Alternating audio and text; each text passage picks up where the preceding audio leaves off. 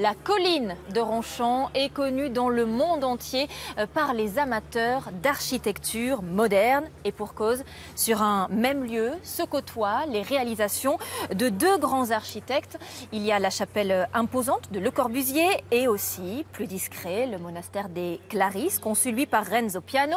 Isabelle Brunarius, comment ces deux monstres sacrés se sont-ils retrouvés sur un petit périmètre comme celui-ci ?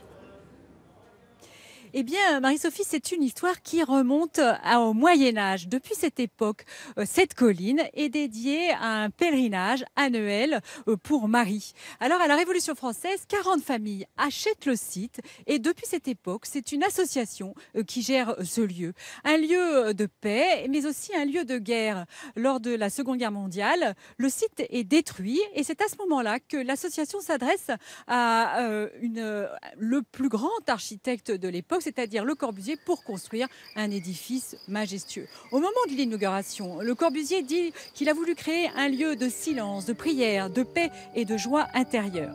Mais l'histoire ne s'arrête pas là. En 2007, c'est au tour d'un autre grand architecte, Renzo Piano, d'intervenir sur le site. L'association voulait préserver la dimension spirituelle et donc l'association s'est adressée à Renzo Piano qui a construit un monastère et un oratoire pour les sœurs Clarisse.